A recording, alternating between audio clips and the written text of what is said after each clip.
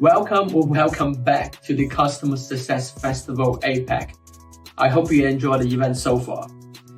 Before we dive into the next session, again, I would like to express my sincere gratitude to all partners and speakers. We cannot do this without you. If you really like the content, please subscribe to our CSC membership, where you can get loads of templates, framework, on-demand videos, and be able to rewatch all the presentation sessions for this event. So head over to customersuccesscollective.com and treat yourself there. So sit back, and here's the next session.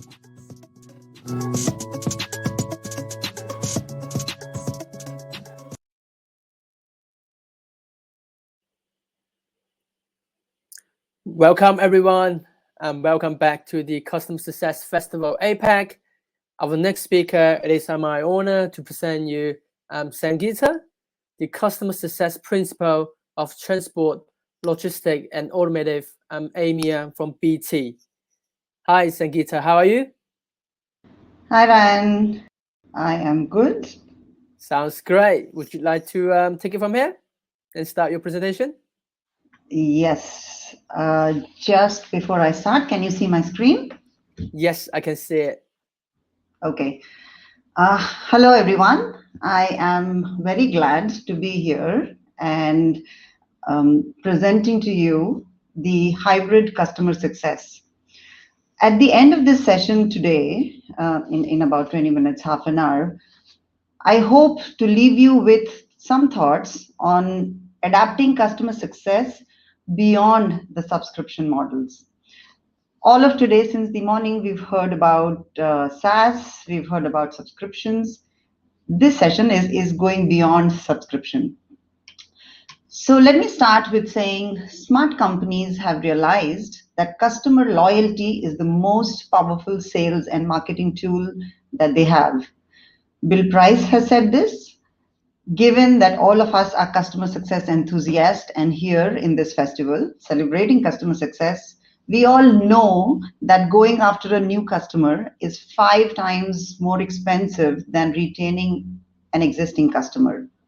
And that concept really applies irrespective of whether it's as a service or not. The agenda for today is like this. I will be talking about what exactly is the hybrid customer success model and why is it relevant today? What are the pillars of this model? Where is each of these pillars relevant, and how does an organization really execute this model? Talking to you today, as Ryan introduced, I'm the Customer Success Principal at BT, British Telecom, 24 years of experience in delivery service across various geographies, including US, UK, India, Singapore, and the rest of APAC. 2 years in customer success in BT, based out of Singapore since a decade, and I love it here. And today, I'll be talking about the hybrid customer success model. So let's get started. What is hybrid customer success model and why is it relevant today? We all know that most of the customers are moving towards the public cloud. They either have a cloud first philosophy or they're getting there. But there's a Deloitte report which says that 90% of the customers today are in a hybrid cloud estate. They have different variations of public cloud, on-premise, and private cloud.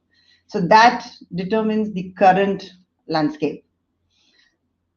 While there is a hybrid cloud, there is also the scenario where we have services and solutions companies versus those that are product companies.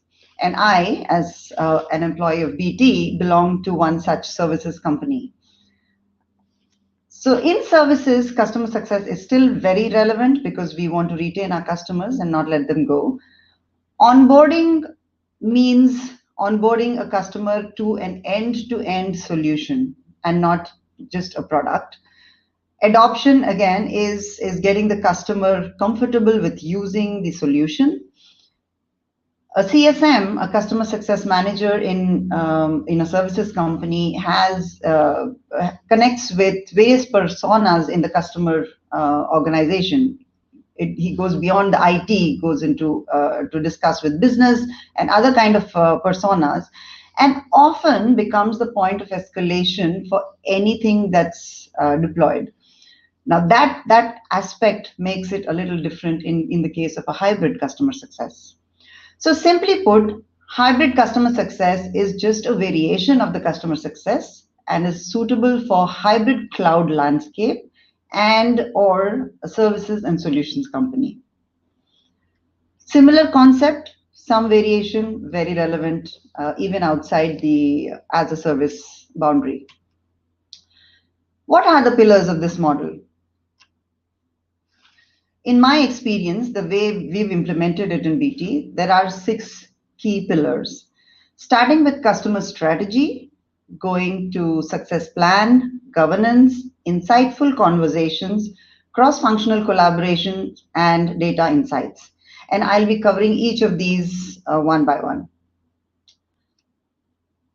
Understanding customer strategy. This is where we begin our journey. Why is this relevant? Why do we need to understand the customer strategy? Now, this is very similar to asking ourselves, where do we want to go? Do we want to go to the beach? We want to go to a hill? Or where exactly do we want to go? Now, knowing that destination and knowing where we are today helps us understand how will we get there. Understanding the customer strategy is very, very similar to that. We need to know where our customer wants to go with our products and services. And knowing that, we need to figure out, are they really getting the value that they seek to achieve when they bought our solution? Now, how do we really understand the customer strategy? Now, to do that, the first thing to do is to identify who are the decision makers and what do they really want. So the first key step, identify and connect with your decision makers. The second pillar is creating a success plan. A success plan is a list of actions that we take to enable the customer to get their value.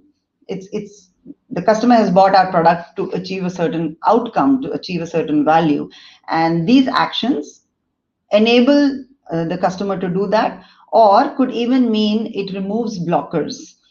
Now, with any action plan, we measure success, we report progress comments. To help register in our minds, what we do in BT is consolidate or categorize these actions into 3 key categories: BAU, continuous improvement, and innovation. Things like product stability comes into BAU, adoption, communication are pointers of continuous improvement, and there may be topics related to innovation that the customer wants to see to go over and beyond. Now, to create a good success plan and take it to a logical conclusion and keep refining and progressing with it, it is key that a customer success manager thinks and acts like a project manager, a researcher, and a problem solver. So these 3 elements make writing and progressing a customer success plan very, very useful. The third pillar is governance. Now, typically, you would tend to think there is a customer success plan, so seeing it progress at the pace that we want it to, giving it a RAG status is what the key governance angle of customer success is. But in the case of a hybrid customer success, he or she needs to be deeply involved in account reviews. And when I say account reviews, it is from both the angles, the external angle as well as the internal angle. When I say external, account reviews with the customer to ensure delivery timelines are intact, we are delivering right first time, incident trends are as we want it to be, and escalations are under control. From an internal perspective, a customer success manager would look at cost to serve. Are we serving the customer at the right cost? Is our revenue growing? The growth and recurring revenue, if there's a portion of it. So as part of governance, a CSM will look at the customer success plan and account reviews. And by doing that, a CSM offers value to both the customer organization as well as his own company. Pillar 4, having insightful conversations. This is something that is the most interesting to me because coming from a delivery and service background, I wasn't very comfortable doing conversations which were not factual. So this is something I have picked up, and this goes a long way in building relationships.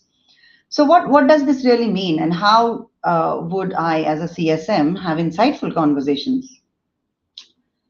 First, as I said earlier, connect with the decision makers, and in my experience, this is not easy. So there are certain customers, maybe the larger customers, may be willing to connect with us, but there are those smaller customers or light touch customers who don't see so much value. They may not really want to connect with us. So you need to have your own strategy on how would you identify and connect with the decision makers.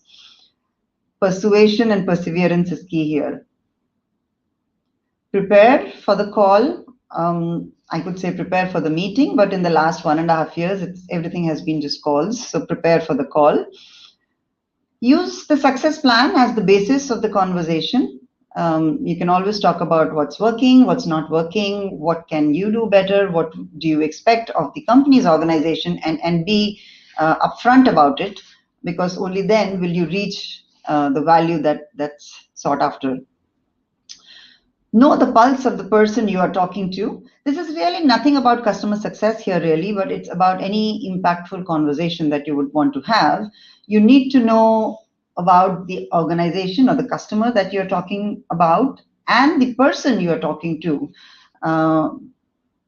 based on what's top of their mind, you are of relevance to them or not. Enjoy the conversation, take feedback, and show value.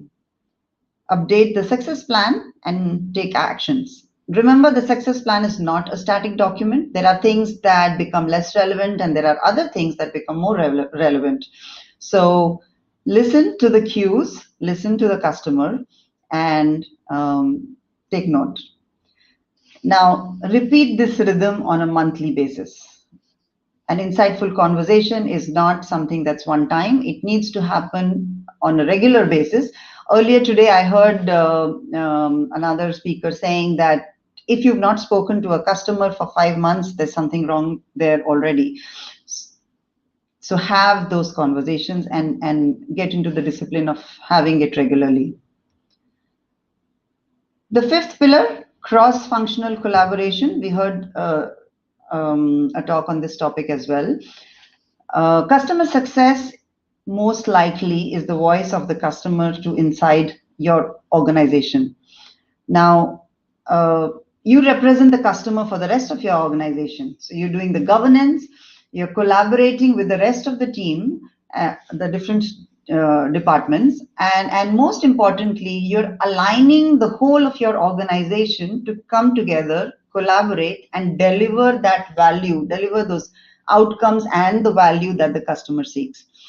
So that's really, really key. And to enable cross-functional collaboration, my experience is the CSM needs to be a good influencer. A CSM usually will not have all of these people reporting into him or her, and hence you need to influence people by the power of your knowledge, by the power of your proximity to the customer, and get people to align. So happy influencing. Finally, the 6th pillar, data insights. We need to know everything around the health measures with respect to the customers that we interact with. So typical health measures include the customer perception, what we call as NPS, Net Promoter Score in BT, which gives an indication of what's the customer really feeling about you.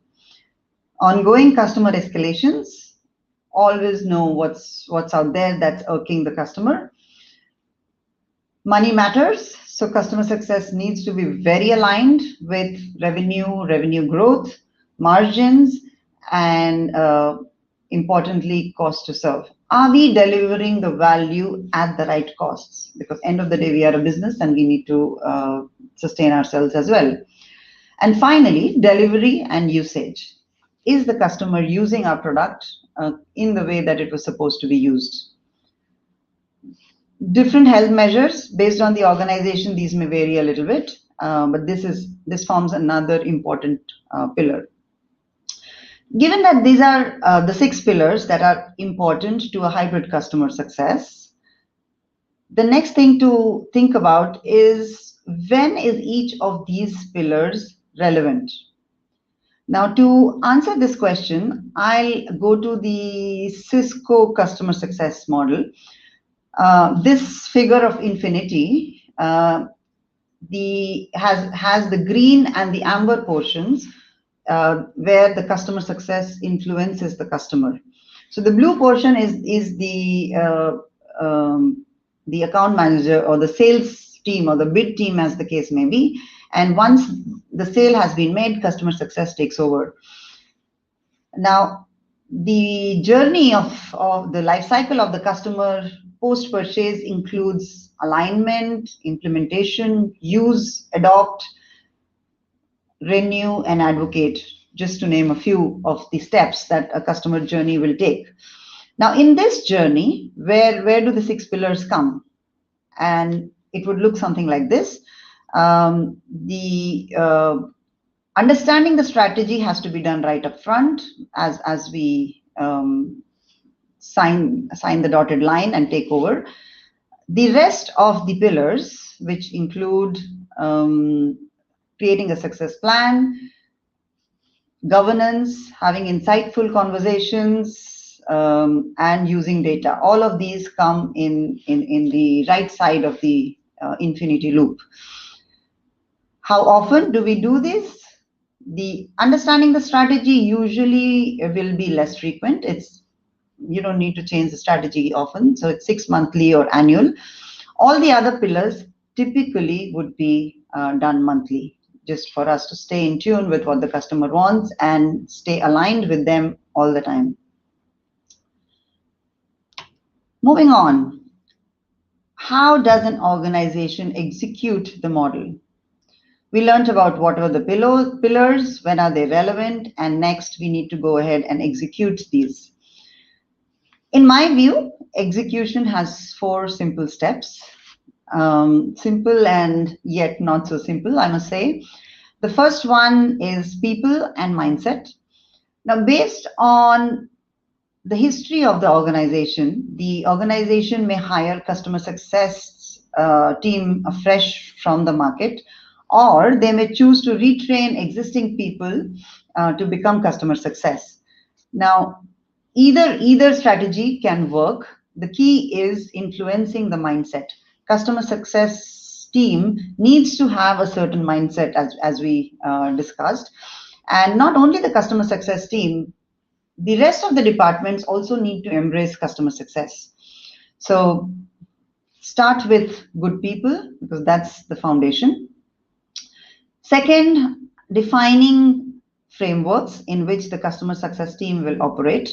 Having playbooks. The way we work is what I would call the framework. So how do we capture the strategy? What's the success plan looks like? All of that would come under framework. So everyone is doing it is not reinventing the wheel.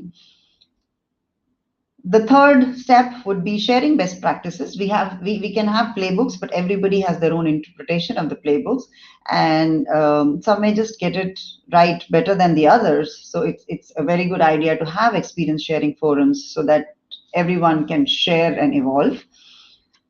And finally, measure the performance of the CSM, so they know how they will be measured, and they will align. That's my piece on the hybrid customer success. So we discussed what is the hybrid customer success and why is it relevant today? What are the pillars of this model? When is each of these pillars relevant? And how does an organization execute the model? I would want to leave you with this thought. Customer success improves customer experience by moving from touch points to journeys, from transactions to outcomes to value. I'll pause here and take questions. Thank you. Thank you, Sangeeta. Thank you for the wonderful presentation, and I'm sure everyone learned a lot. We got a question straight away from you already during your presentation, from Simon, on the number 6 data insight point, delivery and usage. What is the most effective way to determine effective customer usage in your experience? That depends on whether it is a SaaS model or not. So if it's something as a service, and if it is, if usage means that we need to determine how many users are actually using the product, there have to be some means of figuring out number of concurrent users or number of licenses used. So that will usually be set up at the beginning itself. So we are actually ready to start billing because it's based on that. Now for non-SaaS portions of the solution, we will probably have some other ways of figuring it out. So what we do in BT is we send surveys to customers about the different features that they are using or not using. We stay in touch with the customer in some ways. There's always these escalations that come here and there, which if you deep dive, you may realize that that's happening because they don't know how to use the product or the solution, or maybe the solution is not right and it needs tweaking. So the mechanism to figure out if delivery is right or not depends on whether it's SaaS or not. If it's not SaaS, we look at things like user acceptance testing, whether it works, whether the customer is able to use the solution seamlessly or not. Thank you. Yeah, great presentations. Thank you, Kirby. Thank you, Sasha, Pramita. I can see a lot of great compliments here. We got Sandeep here is wondering, like you mentioned about changing the mindset. Can you share some ideas or best practice around this one? Yeah, sure. So changing a mindset is never easy. So the experience I have is in BT, when we created the customer success organization, we started with taking people from the service background and some even from the account management background, and created the customer success department. So we had a huge challenge at hand trying to change the mindset, because people coming from service background are very, very transactional. They look at SLA. So the thinking was that if you're meeting our SLA, it's all good. So we actually had to go and tell people that think beyond the SLA, just because we did have situations where we were meeting SLA, but our customers were not happy. So we needed to go beyond the SLA and actually educate our teams to think, as I said in my last slide, to think journeys.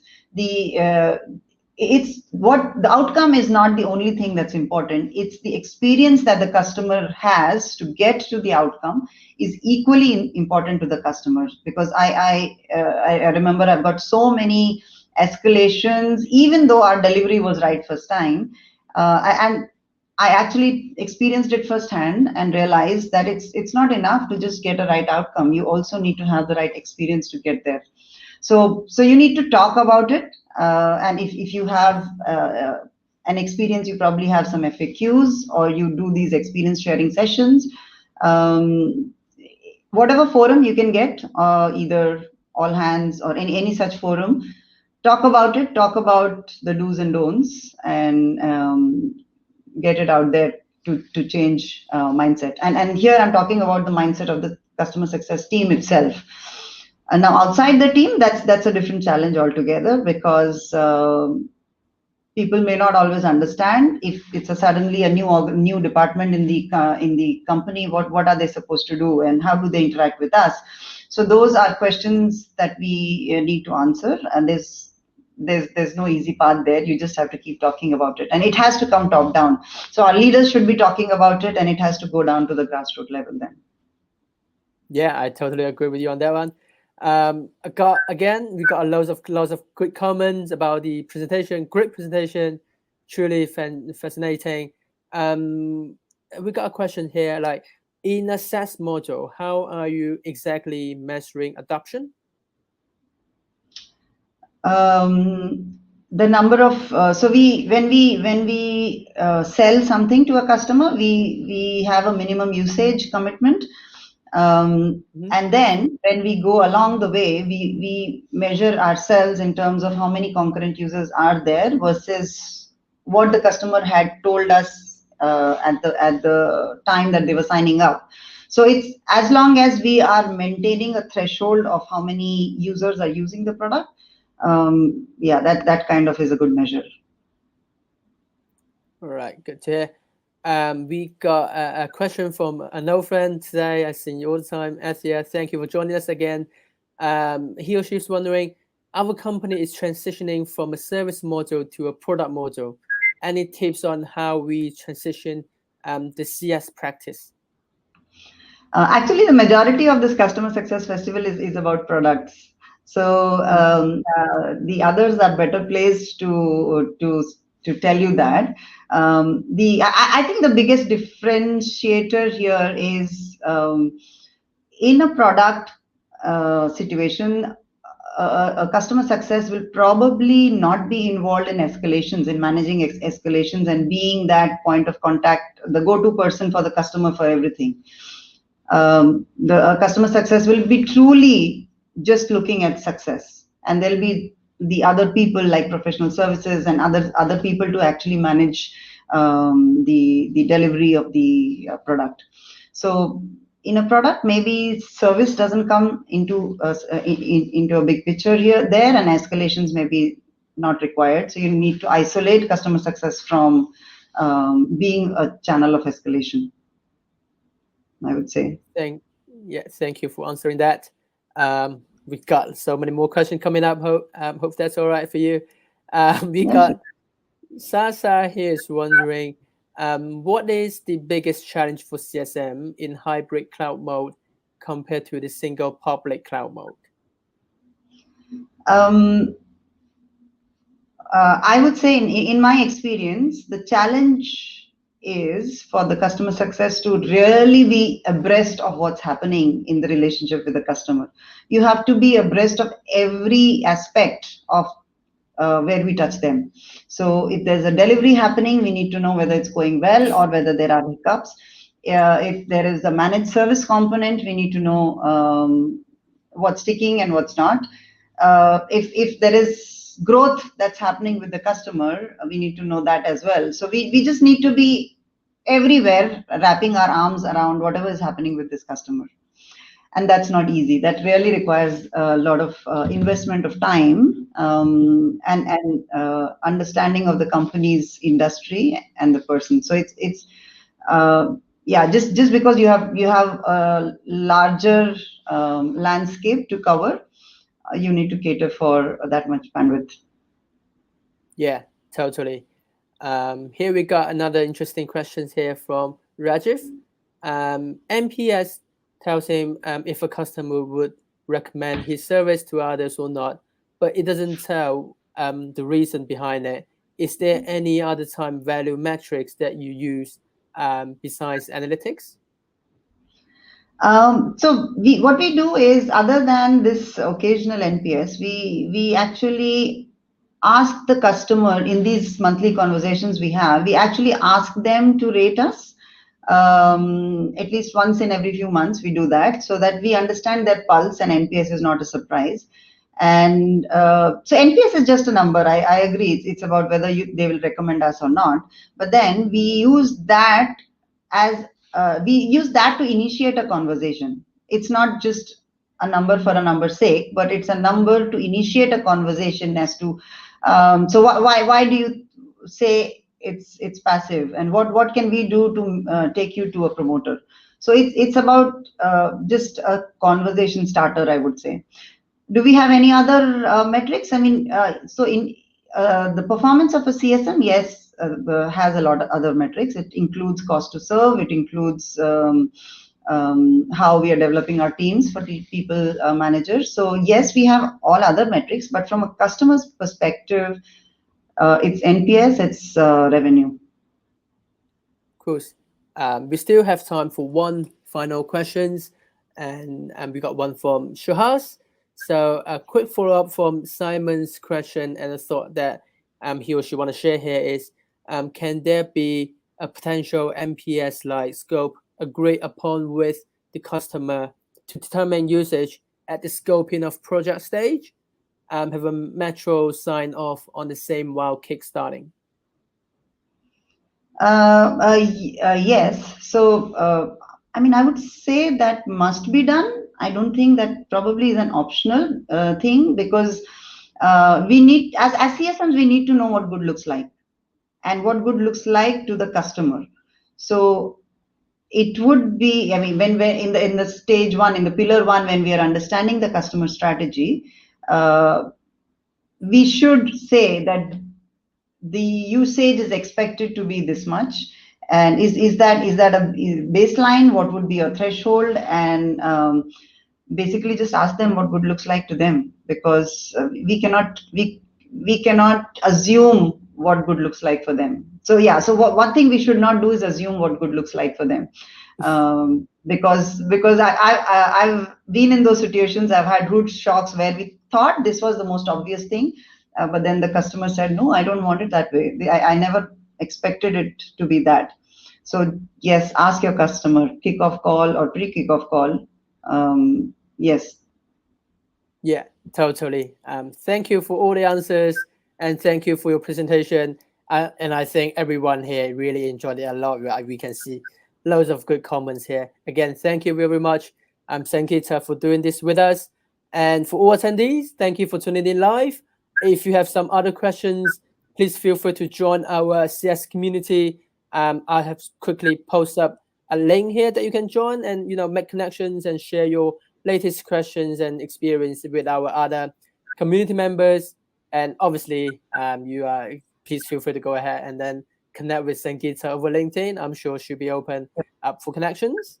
And yeah, I will have to call this off for this session. And then next up is our panel discussion, why CS should be at the heart of your SaaS strategy. So don't go too far away. The next session is up in 20 minutes. Thank you. Thank you, everyone. Thanks, Sangeeta, again. I'll look forward to meeting all of you soon. Take care. Bye-bye.